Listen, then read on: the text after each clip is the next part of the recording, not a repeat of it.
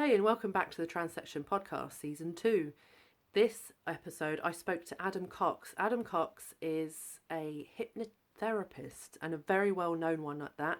He works predominantly out of Harley Street. He also has a PR firm and a degree in psychology. He's a really interesting guy. He started out life being very introverted and having real problems with his mental health. And now in his 30s, his story is completely different. So we talked a lot about mental health and the things that he needed to do in order to kind of change things around for himself. If you haven't already signed up to our mailing list, it's at mooksharrishill.com/transection. There's a green box. You just put your name in there and your email address. You know the drill by now, okay? I'm just reminding you gently, as my mother reminds me to do things that I keep putting off, but are ultimately a good idea. Anyway, yeah, go do it. Do it if you want to. I don't love you any less. You can also find us on Instagram at Transection Podcast.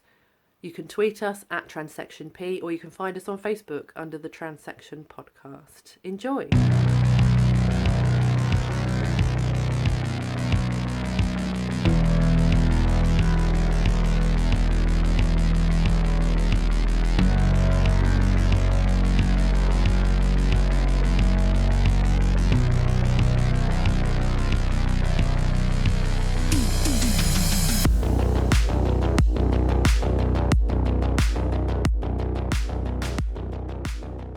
Welcome back to this episode of the Transection Podcast, and I'm joined this week by Adam Cox. Hi, Adam. Hi, how's it going there? Good, thank you. And you? Very well, very well. Good. Adam has a background in both psychology and hypnotism, so I am really interested to hear a little bit more about your background, Adam, and how you arrived at these potentially different things. Yeah, so for me, hypnosis is a part of psychology, almost like if you look at psychology and then therapy, and then hypnotherapy is kind of a branch, almost like a niche within a niche within a niche. But what attracted me to psychology was the fact that I was very shy, very introverted, useless at communicating with people. So I was hoping that doing a psychology degree would give me the tools to better communicate, better kind of work out what's going in my own head. But also I was interested in the therapeutic element of psychology, mainly because I was filled with anxiety. You know, I had beliefs that were kind of holding me back. I didn't really get the answers from the psychology degree, but I did kind of discover things in the library section that really did help me. But I'm very grateful for my overall interest in psychology to set me on a path of learning, albeit not from the teachers, but more, personally speaking. That's really interesting, actually, what you said about the introversion, because I'm an introvert and a lot of people don't think that I am, but I spend a lot of time on my own quite happily. And then it's, although I enjoy being social and I get a lot from it, it's something that I have to kind of prepare for, or like mentally like gear up to go and be social. Do you still find that now? Massively, massively. Like I'm this kind of in this weird dichotomy that I'm always interviewing people. I'm always doing things on social media and on YouTube and things like that, and speaking on stages. I have a radio show as well. So many people just assume that I'm this kind of extrovert, but that couldn't be further from the truth. My core soul always gravitates towards, just kind of doing things very privately on my own, shunning people. And I feel like at some level, introversion is the default for me. So I always drift towards that. So I have to kind of force myself to kind of connect with people, have conversations and do those kind of things. It was interesting because it was, you get these Facebook memories. 4 years ago, I did stand-up comedy for the very first time. And for me, being an introvert, having this social anxiety for most of my life, that was so far out of my comfort zone that I still consider it one of my biggest achievements, because for someone wired like me, that's just the craziest thing in the world to do.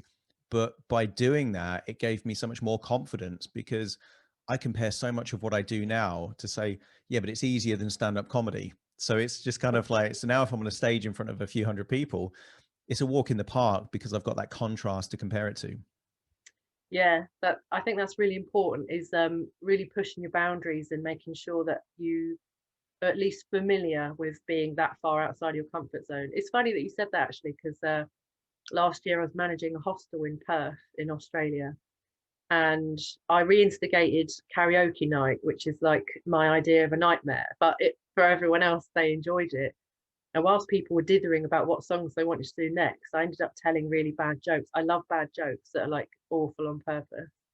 And ended up standing up there with a microphone. And for the first time in my whole life, I wasn't nervous, like not even one bit. And I was like, oh no, I hope this isn't like an undiscovered thing that I'm going to end up doing. That'd be horrendous. Um, so anyway, do you find that if if you didn't push yourself a little bit to connect with other people and be more social, do you think you would end up being a bit of a hermit? Because I feel like Oh, that. massively, massively. And in fact, my first year of university, which is meant to be this kind of, you know, almost like changing of the guard, where you find your identity and you come out of your shell, for me was the opposite. It was, there was a period of about 6 months where I only left my tiny, bedsit, to do food shopping and come straight back. Literally I was a recluse. And being a recluse at the age of 18, 19 years old, something's gone wrong at that point. And what I didn't realize until later is that the anxiety was based on evaluations based on flawed beliefs. But most people, in fact every person, treats the world as if their beliefs are true, and that's quite a useful model in a lot of cases. But when the beliefs are so far from reality and really not useful, if you believe that people are out to get you, if you believe that you're being judged constantly in a negative way, if you believe that you're worthless or have very little value to contribute, then the idea of going outside is kind of a bit of a scary place. So I kind of created a prison of my own making. And it's only with the knowledge and perspective that I have now that I realized that.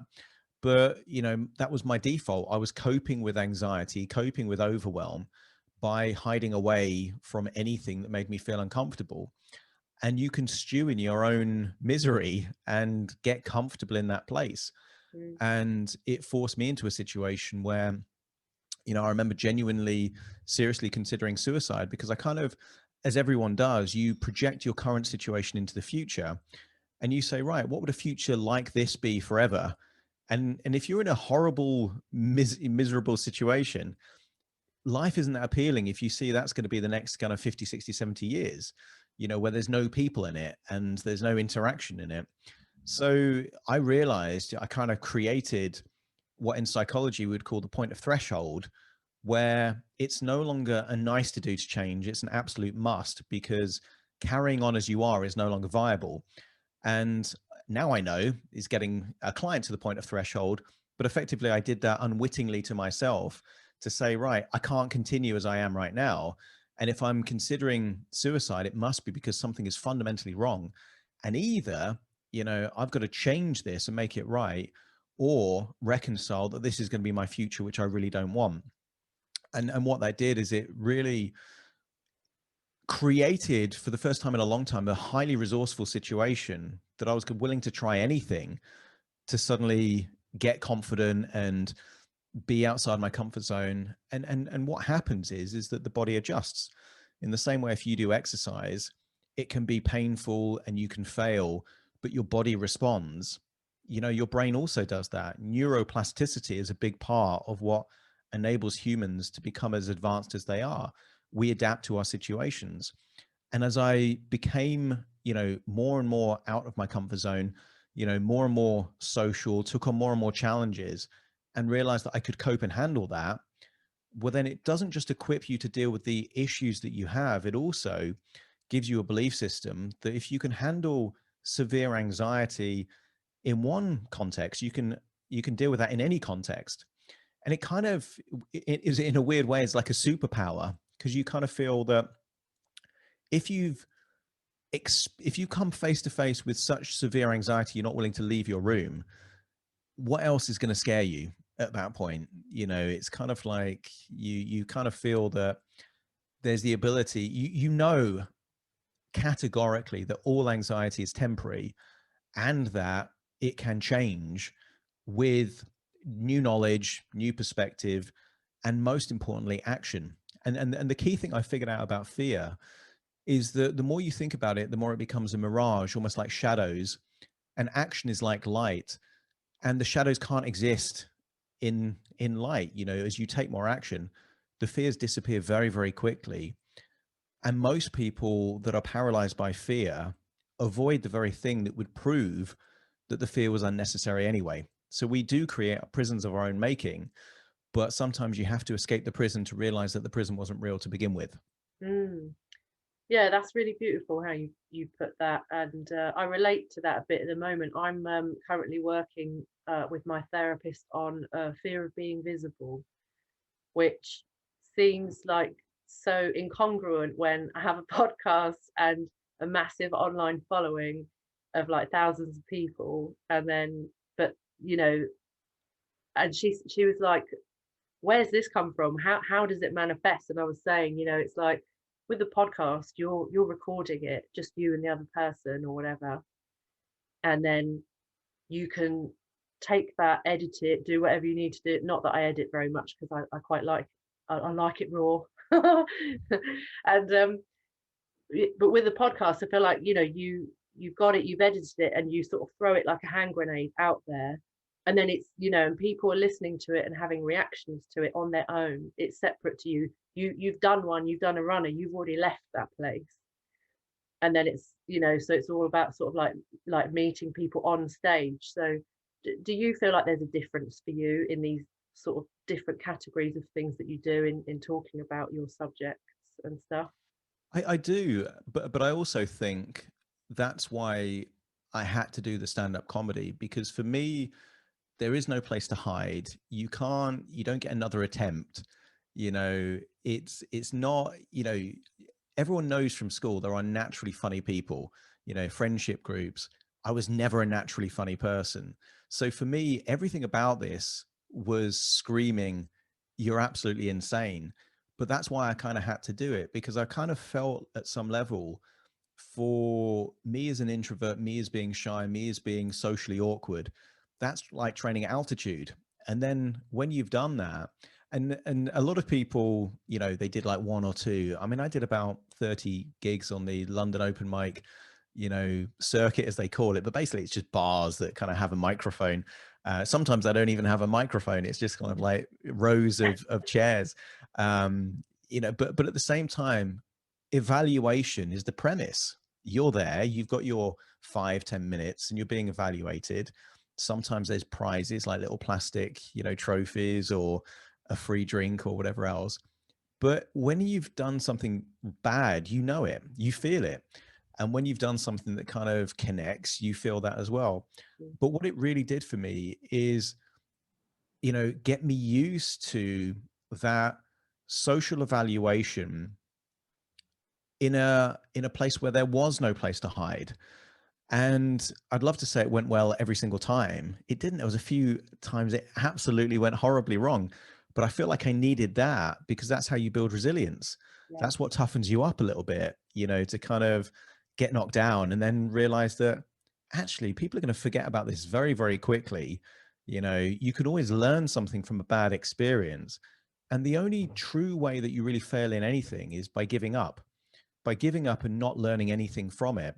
And for me, the goal was never to be a comedian. The goal was simply to toughen myself up socially and from a communication point of view, so that when I could pursue the things I really wanted to do, which is like speaking in front of large audiences, or building an audience and being authentic. Because I think anyone that watches stand-up comedy gets that the person on the stage, in order for you to connect to them, they have to be real. And for me, I had this imposter syndrome for most of my life, where I had a genuine belief that in order to be liked, in order to be respected, I had to be like someone else. And I feel that, what the biggest change for me is realizing that that's also a mirage. That's also a fallacy. The only person you can truly be is yourself, but you get to be the very best version of yourself if you choose to. And I think people respect authenticity, way more than someone pretending to be. In fact, it's a bit of a joke. If you see someone that is, on Instagram pretending to be more attractive than they are or more financially successful, you don't have more respect for them. You have less respect for them. But if someone is very vulnerable and very open and they roar about who they are and what they've done, that builds connection, that builds trust, that makes you like them more. Mm. And it took me a long time to realize that actually I don't need to be anyone else. I can just be me. And yeah, I'm a little bit weird. And some people look at my hypnotism and they think, oh, like the little Britain character, look into the eyes and all this kind of stuff. But no disrespect to them, but fuck them. This is my calling. This is kind of something I'm interested in. And if they don't like it, well, that's down to them. But I've been fortunate to find a few things in my life that I connect with, that I'm passionate about. And I don't have to justify that to anyone. I just have to kind of pursue things that are interesting for me. Yeah, I relate to that a lot, especially like my subject, particularly being gender identity. It's very obviously not everyone's cup of tea, but I'm passionate about it, and I think like all of us who've got a calling, you're only here for the people that need you, right? Everyone, it's kind of irrelevant what anyone else thinks. So um how was it for you, Adam, in coming from quite an academic background of psychology and then going into something like hypnotism? Like at the time that you did that and made that change, like was there any kind of internal conflict or questions, because they're quite different practices in some ways, like It's a strange thing, really, because there was a conflict, but not based on the academic versus non-academic. So weirdly, the university I went to study psychology wasn't a particularly good university. I just kind of did it to buy myself some time to figure out what I really wanted to do. But I, through building confidence in my early 20s, figured out that the part of psychology I was interested to begin with was influence. And then it was perception management. So, I learned how to sell based on psychological techniques. The industry of perception management is the PR industry. So at the age of 23, I set up my own PR agency that, made me quite financially successful. I still have that agency now. The office that I'm in is my PR agency. But about 6 years ago, I just had this recurring thought that I need to kind of pursue this area of hypnosis and NLP and change work with other people. And I didn't need to do it financially. But I think that if your intuition is calling you to do something consistently and it doesn't go away, there's a reason for that. And I think you have to kind of pay attention to that. So when I actually studied, I have this attitude that if you're going to do it properly. So I found the only, at the time, hypnosis course in the UK that was backed by a university. So weirdly, I became more academic, not less academic, because I got postgraduate qualifications in clinical hypnotherapy. Now, hypnosis is not regulated in the UK, so you don't need to have postgraduate qualifications in hypnosis to be a practicing hypnotherapist. But I chose to do that because part of my goal having a PR agency is that I don't just want to be a hypnotist, I want to be a famous hypnotist. And knowing what the media did with the likes of Paul McKenna is because it is this kind of area that is sometimes misunderstood. The UK media will always try and attack based on scaremongering and misconceptions. So I thought, well, to counter that move, I'm going to go to the most respective and credible way of learning hypnosis. And I was never that academic, but I became more academic because I got distinctions in all this kind of qualifications. I was accredited with a London university, and weirdly did very well in that area academically. But I also knew that, it's one of those things that the academic side of thing is limited, and actually experientially is where you become competent. mm, So, you can study swimming, in books your entire life. Unless you jump in a pool, you're not going to be a very good swimmer. So I yeah, figured that in order to be a good hypnotist, I needed to see lots and lots of clients. But my background in marketing and branding and PR, and it made me have this kind of sense of business competence and confidence, I set up on Harley Street straight away. I could market my brand in quite a way that it made it seem much more larger and prestigious than it actually was at the time. So I was able to get celebrity clients. I was able to kind of charge high amounts. I was able to get lots of PR coverage to kind of build awareness of my brand. And in a very short period of time, I would say now I'm quite a recognized, hypnotherapist among other hypnotherapists with a relatively, I mean, we're talking under 5 years worth of experience, but mainly because I didn't just have the skills in hypnotism, I had the skills in brand building and perception management and public relations and marketing and, building a client base. And it became full circle. The anxiety that paralyzed me as a teenager, I was then the opposite way around. It's like, well, nothing's going to stop me. Everyone else on my course was saying, oh, I need to study a bit more and I need to get my business cards printed. I'm like, I'm going to go out there and work with celebrities. And it was just kind of, it showed me to myself how far I'd come, that I looked at it in a different way.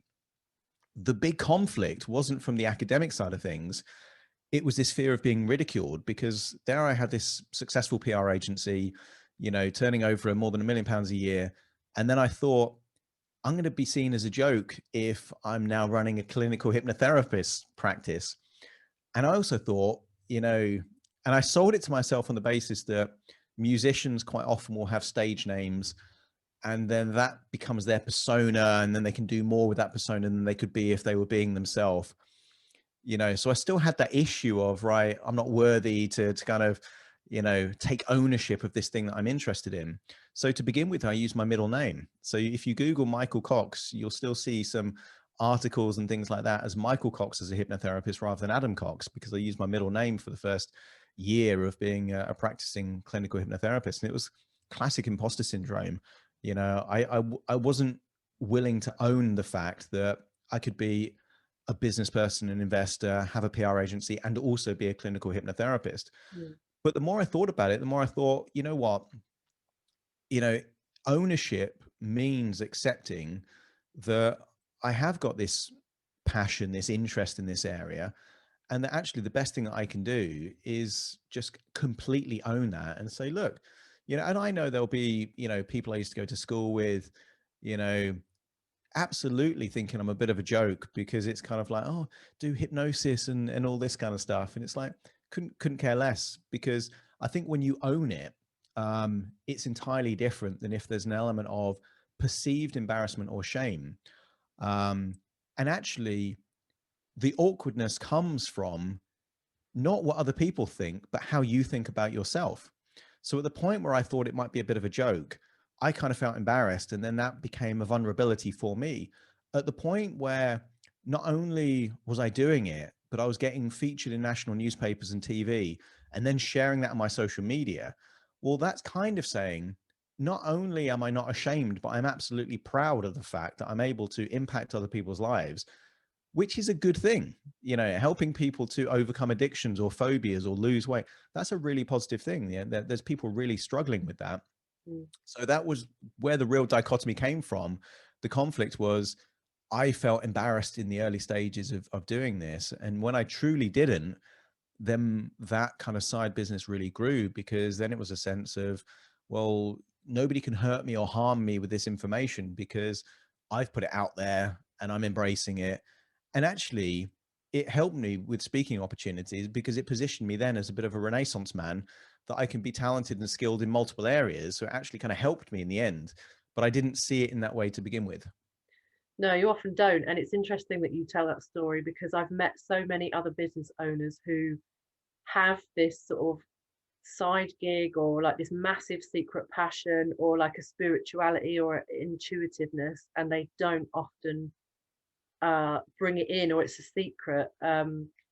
I've met people who, really successful, like an accountant or something, and then they say, but on the side I read tarot cards and I charge £50 a pop for it. I'm like, and I'm like, but that makes you more interesting. I'm more interested in you as a person, knowing that you have all of these different things, because I think when someone's 2D, like, you can't really kind of get your teeth into them as a person. Like, you know, what makes them tick, and what you can relate to each other upon. You know, if someone's only bringing their very corporate and sort of like traditional professional selves to you, it's a bit Oh, boring. massively, massively. And I think the weird thing is that the school system in the UK trains people to aspire to fit in, to not be different, not to not look different, to kind of be the same as anyone else, because otherwise you're a target and you might get ostracized and all these kind of things. But actually, any really interesting people I know, they're different in some way. You Mm. know, they've got a real passion and enthusiasm, or they're really knowledgeable in a particular area. That makes them more interesting, not less interesting. And I think a lot of people are still carrying that conditioning of, you know, being a school child and being so worried that they're going to be ostracized or kind of picked on, that they don't embrace their genuine, you know, kind of passions and kind of ambitions. And that's a real shame, because you're right. You know, who wants to speak to just an accountant? You know, it's a cure for insomnia. But if someone says, right, you know what, you know, I'm an accountant, but you know, I do tarot, or you know, I do freestyle rap, or I do, you know, stand-up poetry, or whatever it might be. It's like, oh, now you're interesting, you know. Yeah. And I think, you know, this one of the biggest things that I think holds so many people back, and it held me back for so long, is worrying too much about what other people think. And I think it is such a poisonous trap that the quicker people figure out that actually, you know, take pride and own the things about you that you know about you.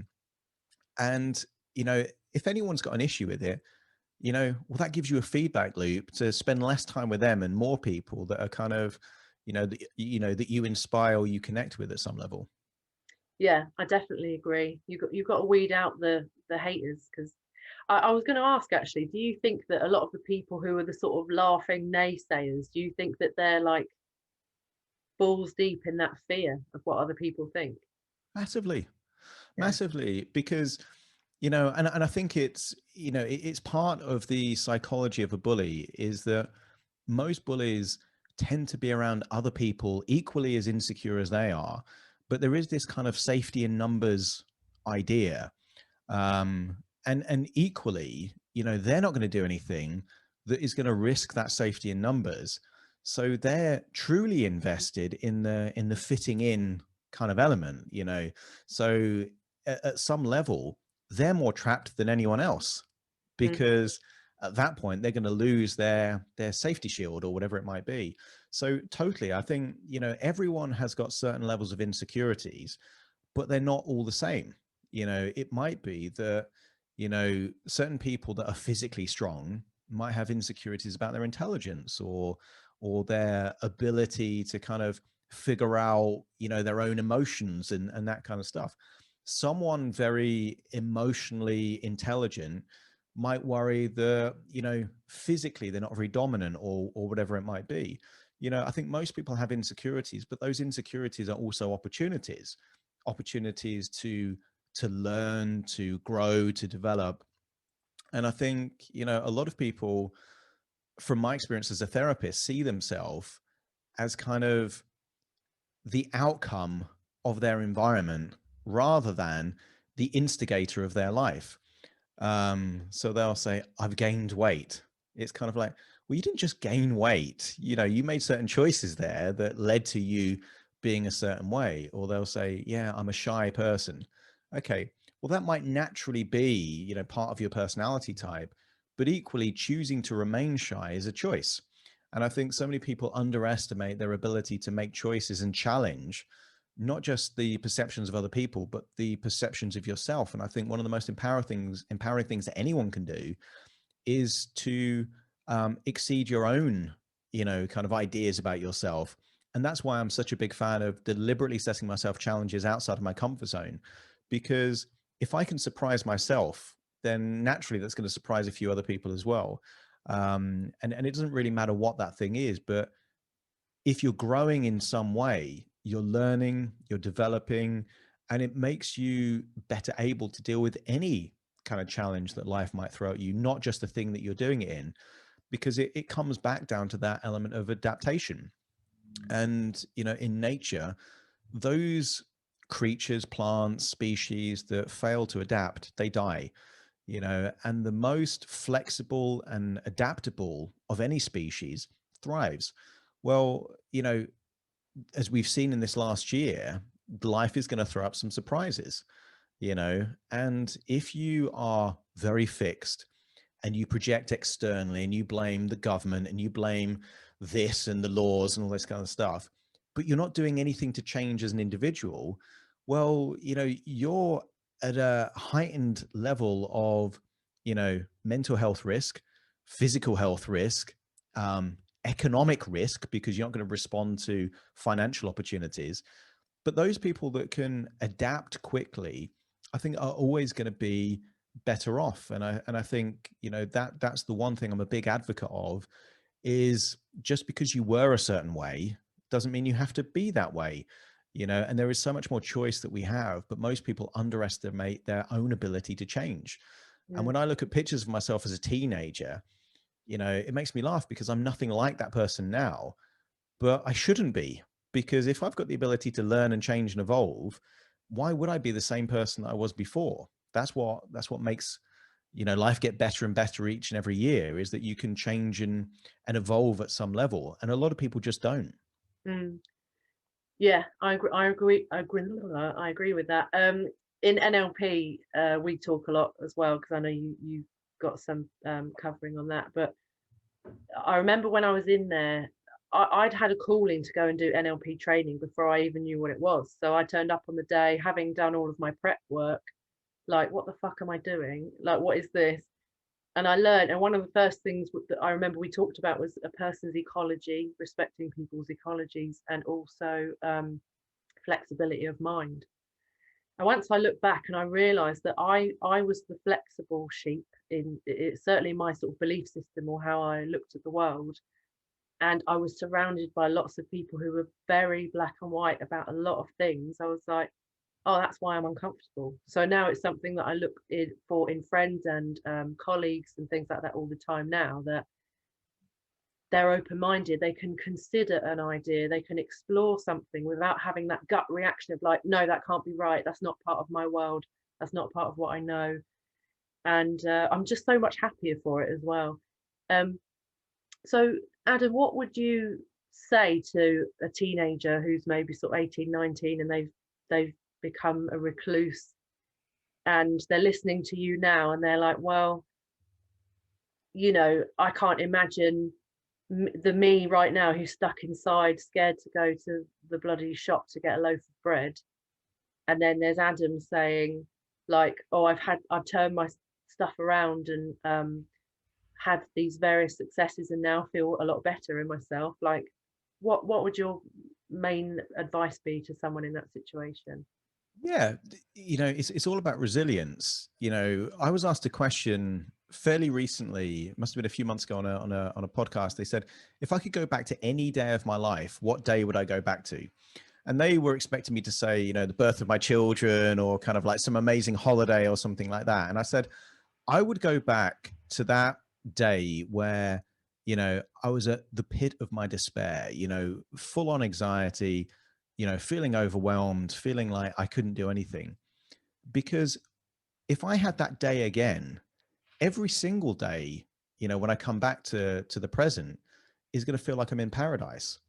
And I think there is positives that come from being in a dark place. It toughens you up. It gives you the law of contrast. It makes you more resilient.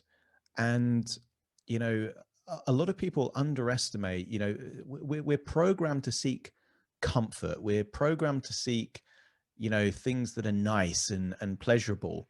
But actually, what makes us stronger isn't pleasant experiences, it's tough times. Tough times make you stronger. So if someone's listening to this right now and they're in a dark place, what if this is your boot camp? What if this needs to be there to toughen you up, to make you more resilient, make you more resourceful?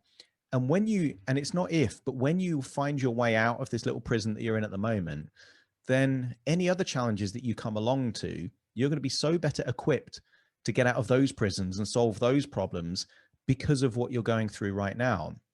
And I genuinely think that, people look at me now and they think, well, yeah, it's easy for you to say you're quite resourceful and you can solve problems. It's kind of like, yeah, but only because there was a time when I couldn't, Mm, and I think, you know, a lot of what I'm able to do now comes back to a point where everything terrified me. I couldn't solve the very basics of getting out of bed in the morning, but when you figure out that kind of stuff, you know, what you find is that everything is, sooner or later something that you can kind of either improve, learn, evolve from. And not everything's going to be a success, but your biggest lessons are going to come from your biggest failures. But if you look at it as a constant feedback loop of evolution, like the little snails and stuff that they have to outgrow one shell before they can get into another one. Yeah, you might be in a horrible little shell at the moment, but that's not going to be your life's shell. You're going to have bigger places, different places. And I think right now, if someone's in a dark place, there's still benefits that you get from being in that dark place. And a weird thing is, once you acknowledge that you're getting something resourceful from this tough time, that actually equips you to deal with that tough time, so you're not spending as much time in that tough time. I mm, just didn't know it at the time because no one was there to tell me, yeah, you're going to get so much value from this 20 years from now. Nobody said that to me. I had to kind of figure out the way out myself. But it's only now that I can see that I'm very grateful for that time, for what it's been able to do for me later on in life. I think that's a really hard lesson. I remember when I was 21, I'd gone through, I think, a month or so of a really tough time. And I think so. My grandfather had died, who I'd never really known, and I supported my mum through going to her dad's funeral. And they were estranged for many decades. And I'd lost a job, a house, a partner, and a pregnancy, all within, I think, about a month or so. And I saw one of my dad's drinking buddies at the pub, and he said, "How are things going?" I was like, "Oh, it's just shit." And I just sort of gave him a brief synopsis, and he went, "That's really exciting, you know." I was like, "What the fuck are you talking about?" He said, "It sounds to me like a new chapter. That's the new chapter. It's, you know, something new is coming, something, your life is making way for something else." And I just really wanted to chair him, to be honest. But, but afterwards, I think it was maybe a year or so later, I remembered that conversation. I was like, the fucker was right. I was so, at the time, I was so indignant and so angry, like, oh, this is all happening to me. And then um, further on down the road, it was absolutely true. It's absolutely Yeah. true. But I think, Well, that drinking buddy sounds like he'd done a bit of NLP, because there was a successful reframe there, plus a metaphor, of kind of closing one chapter, starting a new chapter, and who knows, maybe a bit of hypnosis, maybe there was a post-hypnotic suggestion in there you somewhere know, as well. yeah, yeah, very true. I mean, it would have been entirely accidental, I assure I'm you. sure. But what a messenger. Totally. I've very rarely seen him sober throughout my entire life, so I thought that was a pretty good trick. Yeah. So, um, Adam, earlier on in our conversation, you discussed, feeling suicidal and like right at the pit of despair and stuff. Obviously, there's a bit of an epidemic of that for men, and feeling that they are really stuck, and they're not encouraged to talk to people, talk about their feelings from day dot a lot of the time. And so, obviously, in this evolution of yours and this deciding to kind of turn things around, or climbing your way out of that, do you feel like you had to challenge sort of some male stereotypes in order to get better and talk about your feelings, or how did that work for you?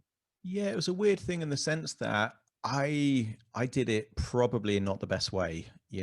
I did it in that kind of stereotypical male way of just doing it by myself, kind of like the Lone Ranger.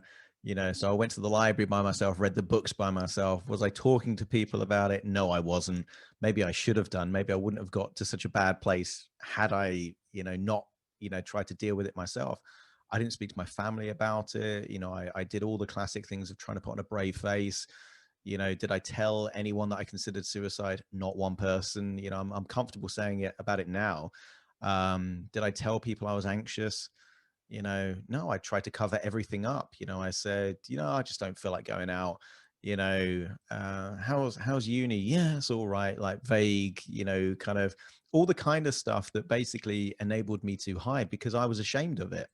I was ashamed of the fact that, it should have been the case, as a 18, 19-year-old lad, that I was having the best time of my life. Everyone was telling me, university, you should be having the best time ever, getting laid and like making friends and all this kind of. I wasn't doing any of that. I was like hiding away in my room. So I was embarrassed. I was ashamed, and I didn't have any help. So, with hindsight, yeah, I should have kind of gone about things in a very different way. The way I went about it is that I had this belief that what if all of my problems were as a result of my thinking and my beliefs? And if I change my thinking and my beliefs, then actually I would be able to respond and feel differently to how I was doing. And that was the psychological kind of approach. What I learned is that there was a biochemical and physical element as well. So when I started jogging, that changed my breathing rate, that changed my biochemistry. It's difficult to be depressed if your blood's filled with endorphins that come from jogging. All these things I learned, but I learned them very much, through a solo. And maybe it's that natural introvert in me that I didn't want to be around people, let alone, here I was, a person that was kind of depressed and anxious. I wasn't great company at that point. So, if I'm going to be around people, my fear of being negatively evaluated would have been a self-fulfilling prophecy, because social media is flooded with the message, don't be around toxic people, don't be around negative people, don't be around, energy drains and all this kind of stuff. And at that point, I was all of those things. So if I'd have tried to kind of connect with people, they wouldn't see this kind of enthusiastic, kind of passionate person that's quite articulate. They'd see this mumbling, unhealthy looking, anxious guy, that's kind of only got negative thoughts in his head. I wouldn't want to be around that person. So, it's a weird kind of thing with when people are in heightened states of kind of depression or anxiety, and that they're not much fun to be around, Mm. and it takes a very special person to still, want to kind of spend time and connect with people, even though they're not the best people to be around. But for me, it wasn't really about challenging male stereotypes, but I just had to kind of figure out, I kind of knew that I was the cause. And that's the one thing that I had going for me, is that I wasn't looking to blame anyone else. I was willing to take 100% responsibility for my emotions, my thoughts, my anxiety, everything.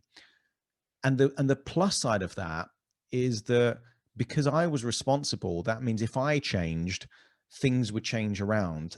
And maybe that's just a self-fulfilling prophecy, but it happened to be true for me. I didn't go to a GP, and they would have prescribed me beta blockers or antidepressants in a heartbeat, and that would have had its own kind of ripple effect throughout my life.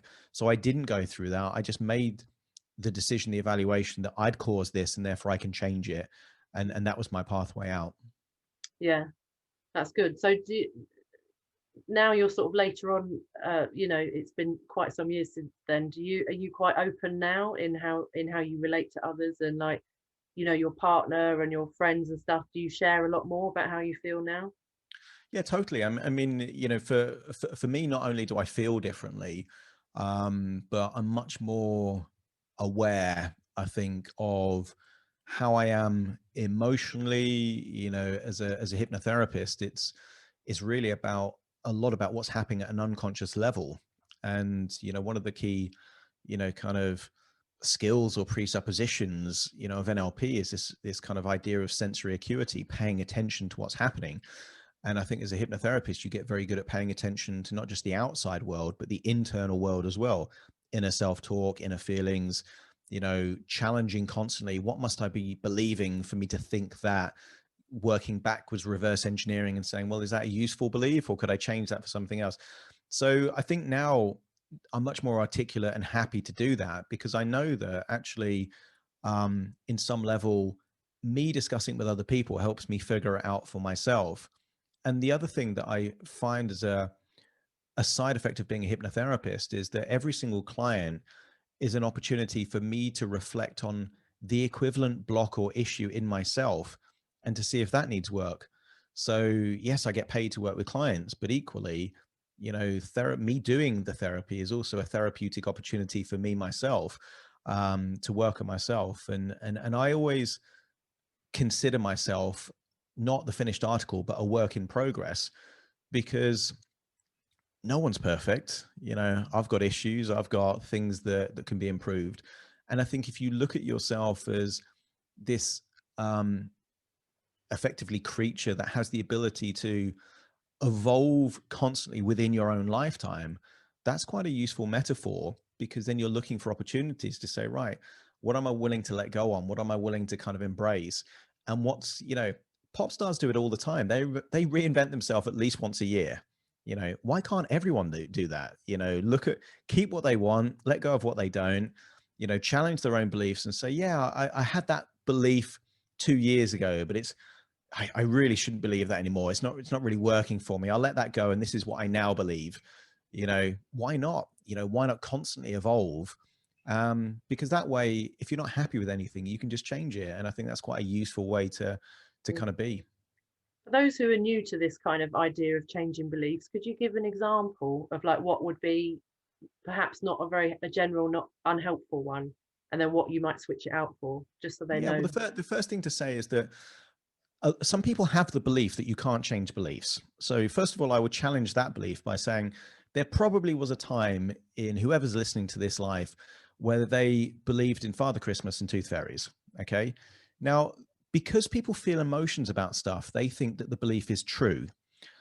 But I'm willing to bet that, for those people that believed in Father Christmas on Christmas Eve, that excitement and real anticipation, that was real. No one's saying that enthusiasm, that excitement wasn't real, even if Father Christmas wasn't. Okay, that excitement when you saw that pound coin under your pillow, that's real. No one's taking that away from you, even if the belief behind it wasn't. Mm. So sometimes people need to know that beliefs are always changing. I tend to look at beliefs not as if they're true or not, but are they useful? Yeah. And, I'm not religious myself, but I respect other people's belief systems about religion. And if someone believes in a religion and it helps them to make better life choices or to cope with adversity better, I think that's a really useful belief system, even if I don't believe it. But equally, if people believe in religion to the extent that it justifies killing other people or hurting other people, do I think it's a useful belief system? Not really. In fact, I would say it's the opposite of being a useful belief system.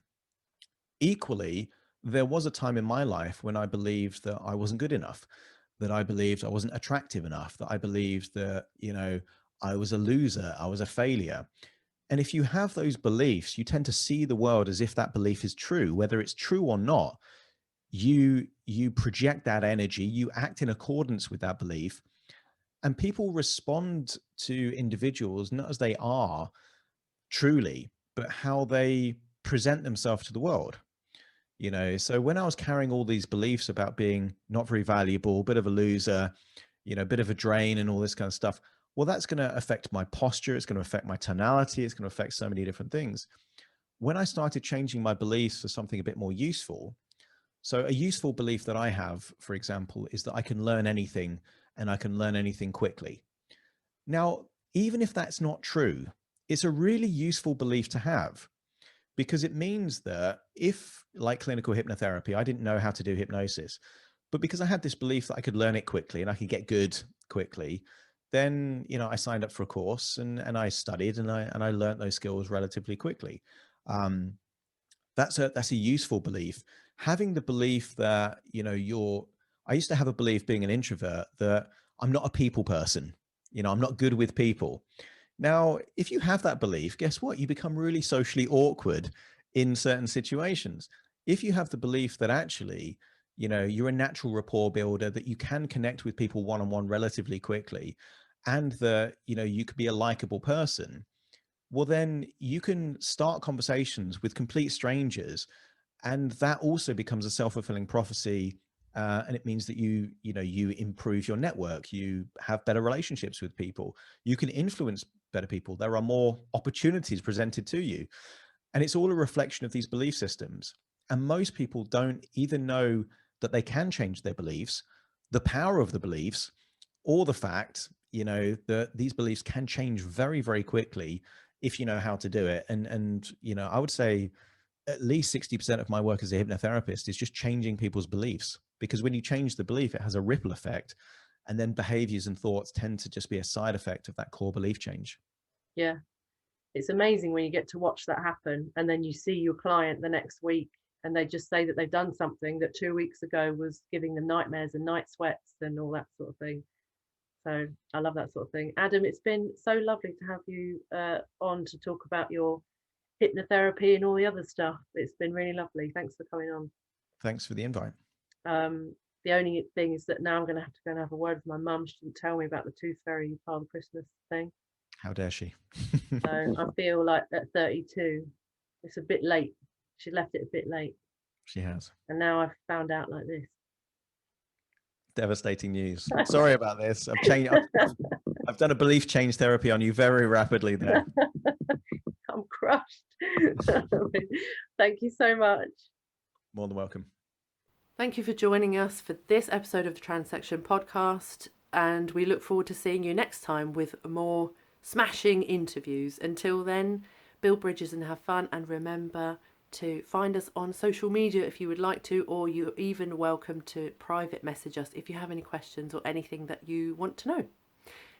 Take care. Bye.